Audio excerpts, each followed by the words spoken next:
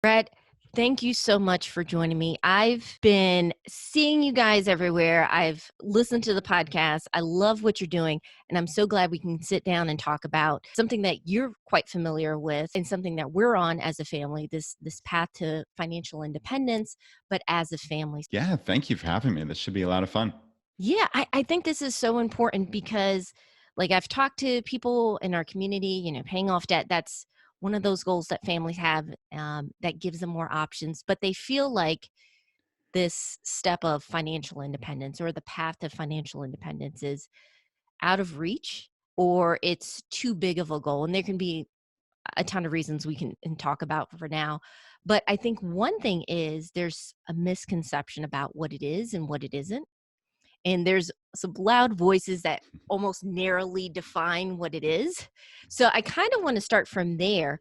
How would you've been doing ChooseFi for years now. How would you define financial independence? Yeah, that is a great question. And to your point, Yeah. it has been narrowly defined by Mhm. a few early adopters, right? Mhm. And I think we all know the stereotypes of the white male Mhm. engineer, and you have to ultra optimize, and that's the path to fi. And I think Mhm. I think honestly that is nonsense at this point. I Mhm. think what we've seen with the Choose of I community Yeah. is that this is a very broad tent. We have, I Mhm. think, we have 52,000 people in our Facebook group, and I think Mhm. at last count it was 53 or 54% women. So to Wow. imagine that this is just for, again, white males in their Mhm. 20s and 30s who are in a very narrow engineering or tech background is, to me, it's just it's that's a years ago stereotype. So Yeah. what financial independence means to me Mhm. and to Yeah. my family is freedom and autonomy. Mhm. It's having choices in life, which I think is Mhm. what we all crave, right? We all Yeah. crave being able to spend our time as we see fit. Mhm. And ultimately, for me, that's spending time with my family and spending time with my wife. And it's really been an amazing journey for us. And I Mhm. think a misconception is that financial independence, or at least the journey to fi, Yeah. is this path of deprivation where Yes. you're right, like you Yeah. see it in these popular news articles, Mhm. and eating ground bananas and all this other nonsense of trying to save every penny and scrimp and save, and living this what sounds to me like a pretty miserable life for 10 or Mhm. 15 years, only to get to this pot of gold under the rainbow. And I think personally life is too short to Mhm. wish away any number of years, not less 10 to 15, right? I mean, that's a significant portion of your lifetime. Like, Mhm. so I don't view it that way at all. I mean, to me, my family, I have two young daughters. Well, I guess Mhm. they're not quite so young anymore. I think of them in my head. They're 11 and Yeah. almost 8. And I mean, we have lived this wonderful life of abundance. And Mm. what we've done on the path to fi is make structural choices that Mhm. just simply don't cost that much. Okay. So we've Yeah. set up a framework of a life where we drive old cars. Like, if you get Mhm. these three things right, you're Yeah. pretty much, you can spend lavishly on everything else. So the three things are: we drive old cars. So Mhm. I haven't had a car payment in 10 plus years. I have a Mm. 16-year-old Honda Civic, and my wife tells me it doesn't look so great anymore. I still cling to the fact that it does, but it drives Yeah. wonderfully, and it's going to last for 30 years. And Mhm. that one decision, driving old cars, is probably going to mean the difference between about $750,000 in net worth when I'm 60. Like, we've done the math, and I mean, it sounds ludicrous, but instead of having a car payment every month, just driving old cars. I mean, how Yeah. many people do you know have a $750,000 net worth when they're 60, period? Not Yeah. very many, right? And that one decision will be worth that. So that's one leg of the stool. Food is the Mhm. second leg. My wife is a wonderful cook, Yeah. just wonderful. She loves it. It's like it's her passion, and she looks at it as a game, which is kind of how we view Mm. fi. And Yeah. I'm sure we'll talk about this more, about the dynamics between us as a couple. But we view ChoosFi as a game where we can kind of just make these little tweaks and like win at life, but Mhm. win together, right? And that's the cool part about it is as a couple, it's brought us closer. So, what we've figured out about food and about Yeah. going out to eat is that we don't crave the expensive fancy food or whatever it may be. Mhm. We crave the time together, Mhm. right? Yeah. So for us, it's we don't want to go out to happy hour where it's $6 for a beer plus tax and tip. We have a happy hour every single day at Mhm. home at 5 o'clock. That's Mhm. our routine. And we put away the phones, the TV's off, and we just sit there and we talk, right? And that's a magical time. And that's literally 1/8 of what it would cost Yeah. going out. So again, just Yeah. little things like that. Saving on food has been an enormous savings, and housing is clearly the biggest expense. And we just didn't. We bought a 4-bedroom house in a nice part of town, Mhm. but we didn't buy a lavish house. We bought like the least expensive house we could Mhm. find in this one school district. And when you set up that framework, the rest of life just doesn't cost that much, even if you splurge on other things. Yeah. Yeah. I love that you say those 3 things because I've noticed I've talked to, like, other families who've done some tremendous things financially and otherwise, and those 3 expenses keep coming up, and I kind of wanna circle back to them. How did you guys discuss this? Because I think this is also a challenge and an opportunity. You mentioned, your finances bring you guys together. Is when you look at financial independence, people are like, well, this is how I want to do it. And if I meet someone that doesn't like it, then that's it. But you're already married, you love, your husband, your wife. How do you find that compromise? And how did you guys carve out that path? Where was one of you kind of the driving force, or was it you're along for the ride the whole time? Yeah. Yeah. Yeah. No, it's a good question. I Yeah. think for the larger question Mhm. of how do you get your spouse or significant Mhm. other on board, it's you have to find what lights them up. Mhm. You have to meet them where they are, right? If you Mhm. come to them and you say, "Hey, I just read this Mr. Money Mustache article or listened Yeah. to 10 episodes of ChooseFI and Mhm. we're going to sell our car, sell our house and you know, it's over, right? Like we're going to save 80% of our income." Yeah. That person is going to look at you like you're a crazy person, and Mhm. understandably so. Like Mhm. that is not the way you move forward in a relationship generally or Mhm. on the path to fi. Like you have Yeah. to find where where they are and Mhm. what would light them up about this journey to fi. So for us it was going way back. This is to almost Mhm. when we met, when we were in our mid 20s. And Mhm. honestly, I don't know how we had the mental wherewithal to realize this at the time, but like Yeah. I applaud those kids at this point. Like my wife and I knew that Mhm. as we were getting married that we were going to want to have kids first off, and that living where we were living, which was Long Island, New York, which is a high cost of living Oh, yeah. suburb of New York City, right? Like that was always going to require a sacrifice. Mhm. And whether that was not being able to go on vacations or Mhm. not being able to save for college or save for retirement. Like even though we had good jobs, we were both Mhm. accountants. We had, I mean, starting pay wasn't fantastic, but Yeah. the upside potential was decent. But we knew we'd have to give up because we both have to work.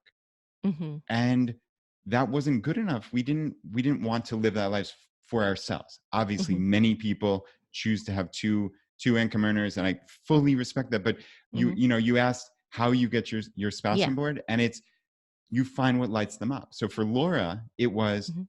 she wanted to stay at home with these future fictional kids, Yes. and that was really important to her. Mhm. So what that meant was we needed to move, and we actually Mm. moved down to Richmond, Virginia. And that's actually where I went to college. So we had some support network here. And, Long Richmond is probably about a third as much housing cost Yeah. as Long Island. I mean, it's crazy. And it's a wonderful, wonderful area. We live in a Mhm. similar suburban area to Long Island. And, was it tough at first Mhm. without, our family and all of our friends? Yeah, of course it was. But it was in service of this larger goal. It was in service Mhm. not only of financial independence, but really of I want to stay at home with my kids. Mm. So that when you have that kind of Mm, guiding light, it makes the other choices, even big choices like moving. And certainly yeah. you do not have to do something as drastic as we did. You do not, decidedly. Mhm. But it made that decision very easy. So I think that's kind of how I would describe generally how to get your spouse on board is, Mhm. again, find what lights them up. Even going back to that silly anecdote about the happy hour, we Yeah. had someone call into our show a couple years ago saying their their spouse wanted Mhm. to go out to these lavish dinners all the time. Mhm. And they were multiple hundreds of dollars, like multiple times per month. And and he wound up sitting down with her and saying, like, hey, what do you value out of this experience? And for her it was, you don't have your phone, you look me in the eye, and we Oh, talk for an hour. Well, you can do that at home for a $10 dinner, right? You don't have to yeah. go out to a $200 fancy restaurant, right? And Mhm. and he was floored. I mean, it didn't cross his mind because he never had that conversation, right? And it's Mm. so important to understand where your significant other is coming from, just generally, right? Like, this Yeah. might open up lines of communication that you would have not even known. You would have been Mhm. blissfully unaware of, maybe for decades. So while some people view this as, oh, financial independence, it must be deprivation, like, I view it the Yeah. polar opposite of that. Mhm. I agree with you because I think sometimes, and I understand, like, when we were in this phase of paying off all the non-mortgage debt, that was kinda like, "Oh, we're gonna have this much free, we don't have to make these payments," and it sufficed for that time period, but then afterwards, you're like, "Well, what are we actually working towards?" And it took us a little bit, I would wanna say, like, 6 months to define after that was paid off, like, we've have this money in the bank, but let's talk about really what options, what opportunities are out there, and then it was easier to stay motivated and to it's easier to make those choices too if you know what you're working towards. Yeah, Um, I totally agree. I mean, I think yeah. the psychology of this Mhm. is 90% of the battle, right? Like, Yeah. once you get the math right. I mean, clearly, and it's not hard math. I don't want anybody Yes. thinking like you're doing any difficult math here, but I mean, Yeah. clearly, if you're saving nothing, right? Or you're Mhm. going into debt, you have credit card debt and it's getting worse. Financial independence seems very far off, right? Yeah. You have to make changes. And I think that's an important part of this is, you can take in all the information. You can listen to your Mhm. podcast or mine, or read Mhm. every blog in the world. But if you don't get up off the couch and take action, nothing's going to get better. So I think that is the crucial underpinning of all of this. Mhm. But it's not my place to tell anybody what Mhm. action they have to take. I frankly don't care. I just care that maybe for the first time in your life, you take that step back, you have that conversation, and you move forward intentionally, Yeah. right? That's a crucial piece. So just getting that understanding psychologically of, why am I doing this? Why do I want to get better? Makes that whole thing easier. And then, like we said, Mhm. the math becomes simple. Once, Yeah. my finances take me 10 or 15 minutes a month at this point because it's all on Mhm. autopilot. So I've taken my brain out of it because my brain wants to sabotage me. Like, Yeah. it wants to sell when the stock market's down. It wants to do Yes. with all this other nonsense. And I just take my brain out of it because, Mhm. like I said, the psychology is 90% of this. Yeah, absolutely, and I think also with financial independence, and we've been talking about this, and I just was listening, to your episode with Nick True. There's this idea that it's binary, like you're either financially independent or not, and what families can appreciate is, like, the steps you take, whether it's starting small or, making a big change, you're opening up opportunities now and later. Because I know, for example, not having this debt has definitely given me more options for working from home, and I work part time, even though this is my full time income. And I love it, but I wouldn't have made the leap or stayed on this path if we had all this debt hanging over. It's Right. just, I would feel uncomfortable. And I think that isn't discussed enough. And I think that's also one of those misconceptions. And I'm kind of curious for you, like, when you were starting on your path, what you mentioned staying home with the kids. Are there any other opportunities that opened up either for you or your wife during the journey of financial independence? Yeah. I mean, I think just creating, Mhm. honestly, creating websites. Yeah. And, you know, like I've created businesses online that kind of, because I did have that little bit of space. Mhm. And to your point, like Yeah. it's not binary. This is not Mhm. 0 or 1. Every step along the Mhm. way, you Mhm. have more power in your court. And Yeah. it's not like, wielding it like a jerk or anything like that. That's Yeah. not at all, but Mhm. you're more confident, right? Mhm. You don't go into work thinking like most people do, frankly, that if I get fired today, if that elusive they, right, if Yeah. they impact me, my life goes down the tubes in 2 or 3 months. That's most Mhm. people, right? Most people living paycheck to paycheck who have no money saved up. If they Yeah. lose their job, they're in deep trouble in Yeah. 1, 2, or 3 months, right? So Mhm. even having 5,000, 10,000, $20,000 in the bank, like Mhm. how many people do you know have $20,000 in the bank, in the general population? Not that many, right? Yeah. So while the financial independence number might seem really far off, Mhm. having that $20,000 in the bank after a couple years of saving, whatever it may be, a couple, 6 Mhm. months, 12 months, 3 years, I don't care what it is. You have more power, you have more options. You're not living in that stress, that fight or flight all the time, right? Mhm. So it just makes your life better, frankly. So I see Mhm. no downside at all to following a path of just simply not spending all your money, right? Like Yeah. saving and knowing that your life is going to be better when you're not stressed every second about Mhm. money. So for me, it was, we followed this path. And, Mhm. honestly, like I said, we didn't think we were doing anything extraordinary. We were Mhm. just living a nice, what to me was an upper middle class life, like the polar opposite of deprivation. Like, if anything, as I say, like we're rolling in abundance. That's what it feels Yeah. like. But yet we're saving anywhere between 50 and 70% of our income most years. So, I mean, which is a crazy number, but it doesn't feel like that to us. So Mhm. that allowed me the freedom really to, I guess, create these websites. So I created a website called richmondsavers.com. As silly as that is, it's the most absurd domain name of all time. But I wound up helping teach people how to use Mhm. credit card rewards points to basically travel to Disney World for free or close to free. Nice. Families like ours that wanted to go to Disney Yeah. and use rewards points. So I actually wound up making it like a hybrid online real world business because I took my accounting background and I Mhm. said, "Oh wow, there's some potential here. I'm Mhm. never going to get a massive amount of traffic on richmondsavers.com, but I can offer Mhm. free consulting to people.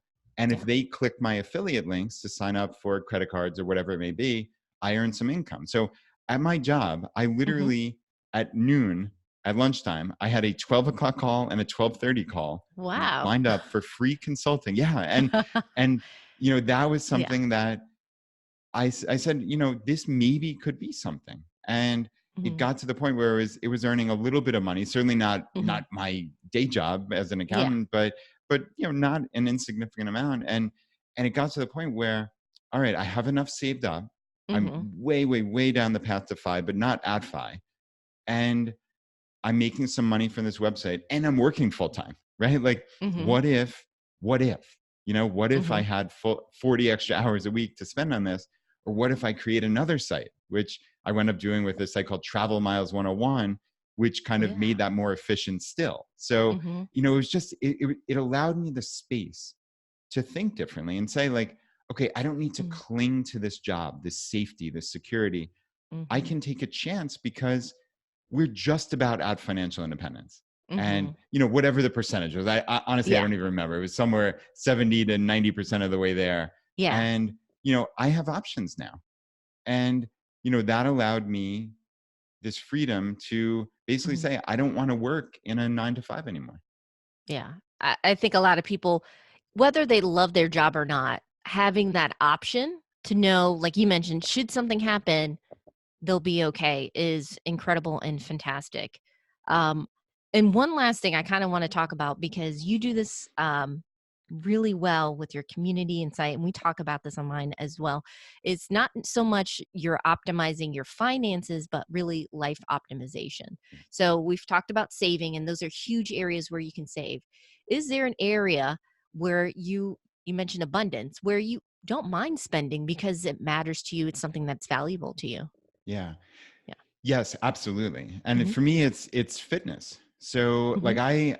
I was never so I guess I played Mhm. soccer in high school. I was Yeah. always, pretty good athlete, reasonably fit, but then my 20s and 30s hit and I just kind of became not a couch potato, certainly. I don't think I wouldn't refer to myself as that, but Mhm. I kind of just stopped focusing on fitness. And I think Mhm. part of this journey to financial independence has been this overall kind of life optimization, Mhm. which is I just want to be a little bit better.